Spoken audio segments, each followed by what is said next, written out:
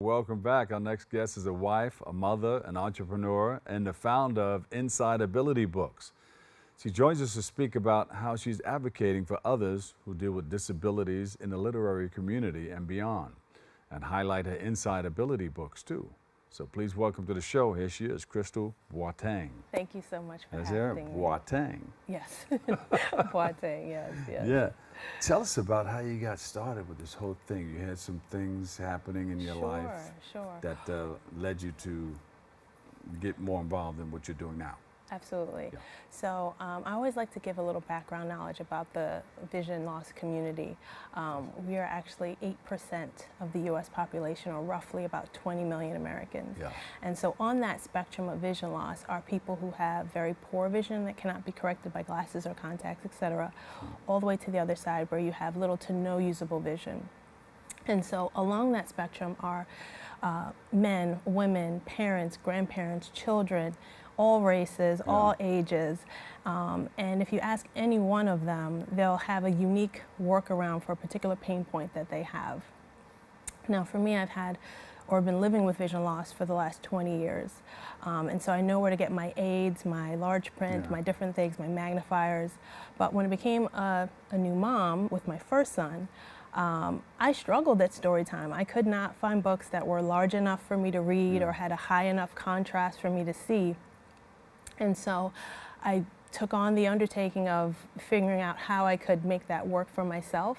And that's how Inside Ability Books was born. And then I presented it to the market to help other storytime strugglers like myself. Now, you had vision loss since age 19? Yes. What was happening when you found out that this was going on with you? Sure. So I was in college. I was away from home. I was in D.C. I was at GW. And I'll try to give you the quickest version of that story. Yeah. But ultimately, I just started to notice changes in my vision. I hadn't met anyone who was visually impaired or legally blind before, no one in my family. So I really didn't know what was happening. So, you know, when I would talk to family and friends, it would be like, oh, well, you're studying a lot, get some more rest, you know, that sort of thing. You thought it was that probably also, right? Exactly, exactly. I had no point of reference like, oh, this is serious. Then just one particular morning, I woke up and I had my first what they call inflammatory attack. And that was of the eye condition called uveitis, which is an inflammatory eye condition. It's autoimmune. It closes off the optic nerve a little bit, or what is it? No, actually for me it's just like my body's having an allergic reaction to the tissues in my eyes. And so it creates a lot of inflammation and light sensitivity and tearing and difficulty seeing, very, very blurry vision. Is it stable or is it getting worse? Well, for me, I'm currently in remission, but for many years I was up and down and all around. And to be honest, what ultimately led to me being legally blind was a procedure that I had during that time when the inflammation was active that scarred my retinal tissue. So I actually have central vision loss, which is what leads me to be visually impaired. How do I look to you now? Sure. So, and I'm happy to answer that, but I also brought some simulation glasses to kind of help along the conversation. I have a pixelated blob in the center of my vision. So my challenges are facial recognition. So I often have kind of awkward social interactions because I'll say, oh, nice to meet you. And they're like, girl, you know me. And I'm like, oh, sorry. I didn't catch the voice. Why do that, though? Or, you know, if I'm meeting someone for the first time and I anticipate that I'm going to see them again in that scenario, I'll usually try to say, hey, by the way, I'm visually impaired. Feel free to tap me or say my name because I don't ever want that situation where they feel like they've locked eyes with me across the room and smiled and I look through them like they're not there because I don't see them. She didn't pay any attention to me. Right. So beyond that is reading, right? She thinks she's all of that. She's not Exactly. You know, someone could really be holding a grudge, you know? And so when it comes to reading, I have to hold things almost like nose to page, or I have electronic magnifiers. There's handheld ones, there's desktop ones. And then for screens, like computer screens for the cell phone, I use the software magnification that basically zooms everything big. So I'm only seeing a part of the screen at a time, and then I kind of pan as I need to. So you're making it work for you. I am. Yeah, you're making it happen. I am. But for me, with story time now, when I thought about kind of cuddling up with my young one, Yes. and then getting all that information early on about how important story time was for his development and his literacy, I didn't want to, you know, drop the ball there. But I would try to read these books, and by the end of it, my eyes were just totally red. I had a headache. It was just terrible. Yeah, So I was like, well, if I can just get it bigger, if I can just get it to be a sharper contrast. Yeah. And like I said, that's how Inside Ability Books was born. Yeah. And so you have the... Yes. So what I brought here are 3 examples. One is central vision loss, which is what I experienced. Another is an example of what someone with diabetic retinopathy might be experiencing. And then the other is cataracts. Most people have heard of cataracts. So I brought these 3. You can take a look there. And I know you have some documents in front of you. You can kind of look at those size letters and words and see how difficult it might be to perceive them. This one has the dots in the middle. Right, so that one is central vision loss. And that's what you're dealing with? That's what I have, yes.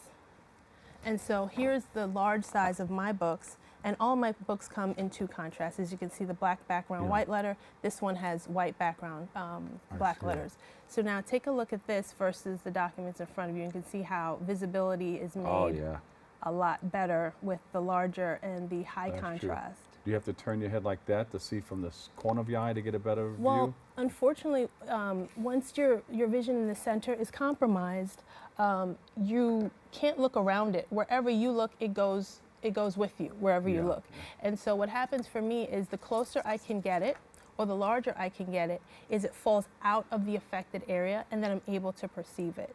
So an easier way to visualize that is if you place your hand away from your face, it's a very small area of your full field of vision. When you bring it closer, it becomes most of your field of vision. And so you can see how when your hand is further away, it could fall into, let's say, the affected area, like in my case. Once it's bigger, then it starts to fall out, and you can kind of see the letters with your peripheral vision. And this one here? That one, it's probably written on the side. I think that's probably diabetic retinopathy. So that's where like different parts of the vision are obscured. Yeah. And so small print, again, is going to be obscured, but the larger the print is, your brain can start to fill in the pieces, and you're able to see it a lot better. And the last is cataracts. And cataracts is kind of like, think of like a dense sheer curtain that you're looking through at the world, and so it's not as sharp. So certainly something like with a black background, white letters, nice and large, pops out a lot better than a lot of the pastels that you'll see in children's books, or the blue sky with blue letters over it, that sort of thing.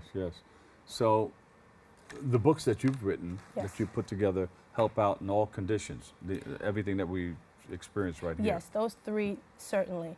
But vision loss is a spectrum, and I always like to say everyone's experience is totally unique, because there's so many different ways that vision can be impacted, right? There's night vision, there's glare with bright lights or sun, there's some people who have difficulty focusing. I have central vision loss. Some people have the reverse, like in a glaucoma where there's tunnel vision. And so in terms of accommodations for people who are on the spectrum of vision loss, there's Braille. But I lost vision later in life, and so I never learned Braille, and I'm still not proficient. There's audio formats, which can help really anyone, but I always felt, since there's so much diversity across the spectrum, there should be more of a variety in terms of the accommodations, so people can really participate at their preference. And for me, I wanted to be able to read, if I still could, perceive large images. Beautiful. So you come up with these books right here. Yes. Wow, So this is amazing. This one here is the very first one. It's a bedtime story, because again, I was inspired to do this after my first son was born. So it's like nighttime. You're trying to get them settled for bedtime and calm, and laying them on you, and they're hearing your voice and feeling the vibration of you speaking helps to kind of lull them to sleep. And so my first inspiration was a bedtime story following baby bear through his nighttime routine. This one here is called What's So Special About Books. This one is for like a pre-kindergartner who's learning the difference between toys and books, and we don't throw them all over the place. And it also stresses that books can come from your imagination, and they can also take you to a place called imagination. And so just understanding that concept as well. And I have 2 more. Yeah. What are the other two? Sure. So this one And is they're going to wrap me called. up in about 30 seconds. Sure. So this one is called When You're the Expected. It's a great baby shower gift. It's a Yeah. satire on what to expect when you're expecting. Well, Yes. this is when you're the expected. So it's like a Yes. welcome home guide for newborns. Uh-huh. This last one I'm really proud of. I had great feedback on it. A lot of teachers are saying that they can create a whole lesson plan around it. This one is a book of metaphors to help a child build and grow their self-esteem. Oh, that's great. And just one last point, in Yes. terms of the feedback, I've gotten the most tearful responses from visually impaired parents, but also high prescription glasses wearers who say they can participate without their glasses. People on the neurodiversity spectrum are saying that my Yeah. choices are helping them to read more easily. Children with visual impairments, teachers, librarians who say they can hold my book at the front of the class and every child can see it and engage with the pictures and also now the words. Oh, Crystal, we love you and thank you for doing this. Thank you so much for having me. And good luck with everything. I do Crystal appreciate that. Thank you. Boateng. Yes. She said, no, got you it. can say it the other way, but no, I'm going to leave it this way because I know how to say it. Thank Crystal, you so thank you much. so much. Good luck with everything. God bless you. Thank you. All right. Same to you. We'll take a quick break. I've got more. It's all coming your way next on Open.